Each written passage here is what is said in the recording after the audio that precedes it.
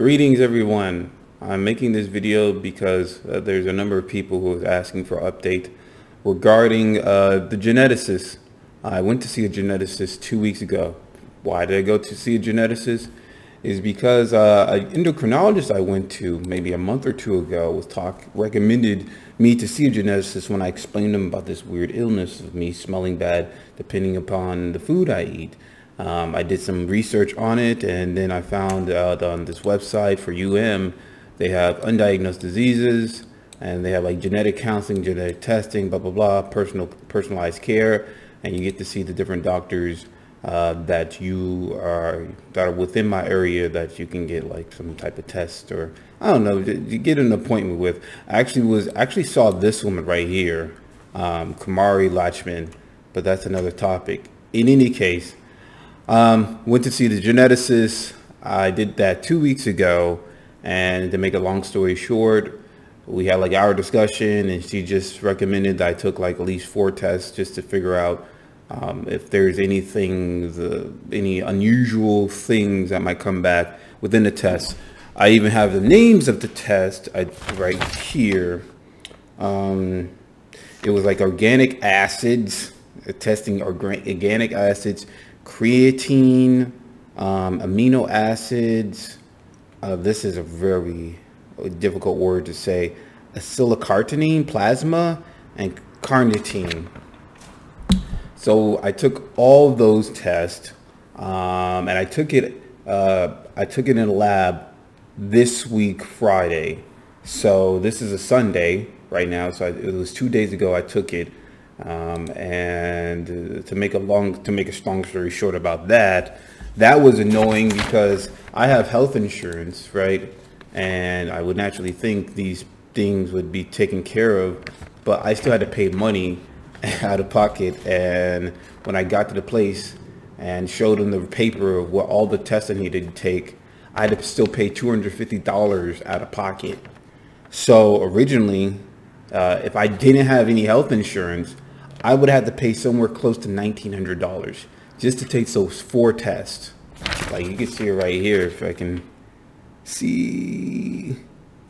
It's $1,900 out of pocket if I had no health insurance. So that's annoying, and I think it's going to take weeks until I get the results back from that.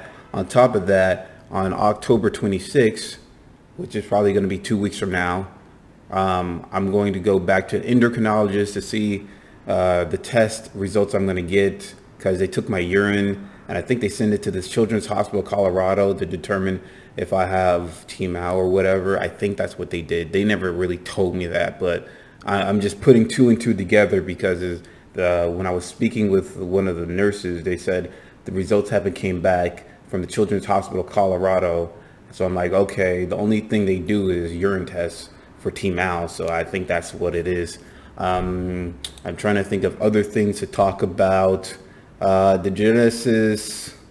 Oh yeah, and when I was speaking with the geneticist, at first it seemed as though she was interested, or she believed that there was a possibility that, she believed my story because she was trying to link other unusual conditions where people smell bad. But toward the end of the conversation, when I was speaking to her, it seemed as though it felt like I didn't provide enough information to a geneticist, to her, for her to believe that she has anything significant that she can go off of and look into.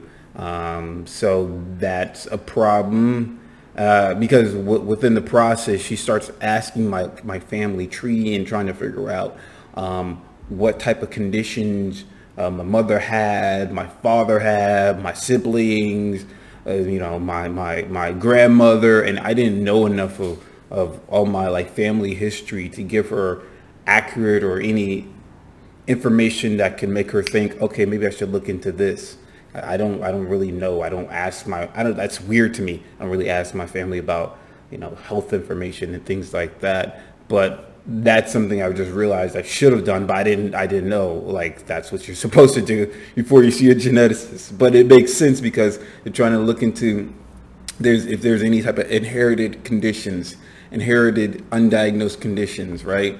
But I didn't do that. But toward the end, she didn't, it seems as though she felt like, just based on how she responded, it seems as though she felt like I didn't give her enough information. There might be a possibility that she cannot help me. So then she asked me, okay, if we can't help you, what is your next move? And I said, well, I would ask you, what doctor should I go to if you cannot help me? And she suggested an allergist and an immunologist.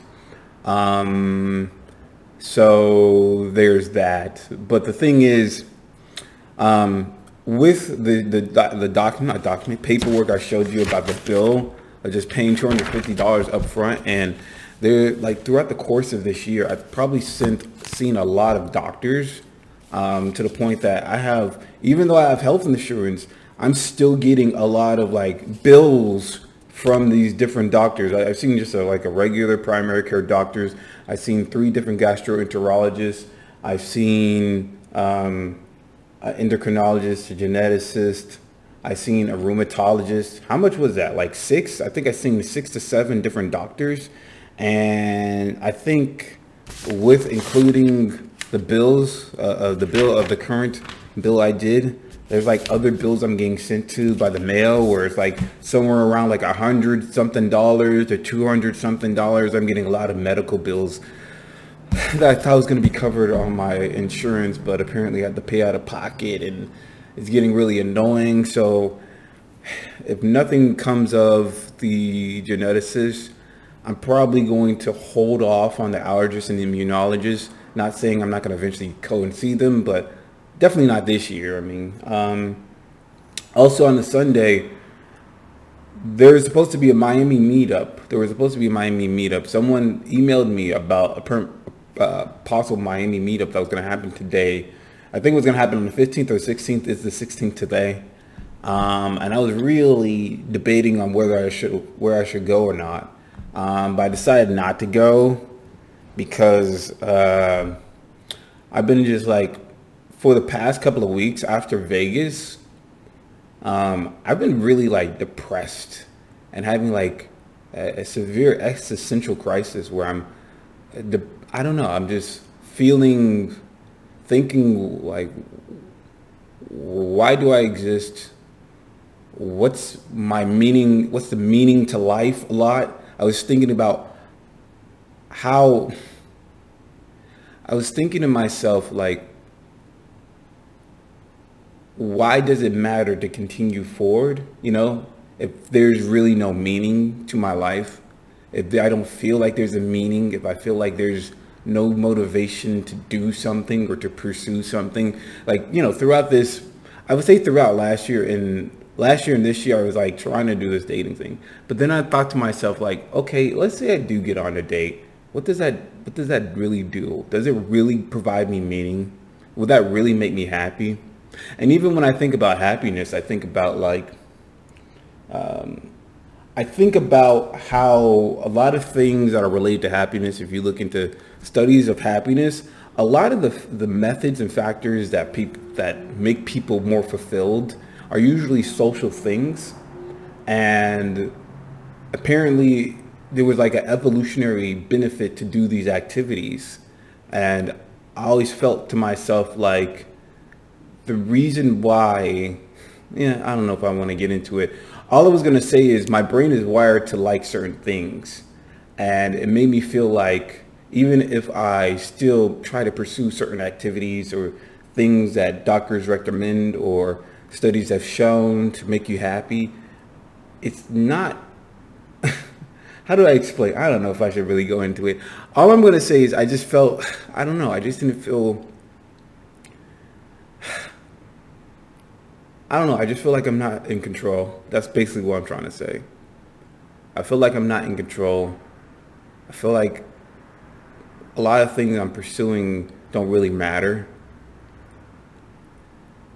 And I don't know how to make things feel like they matter.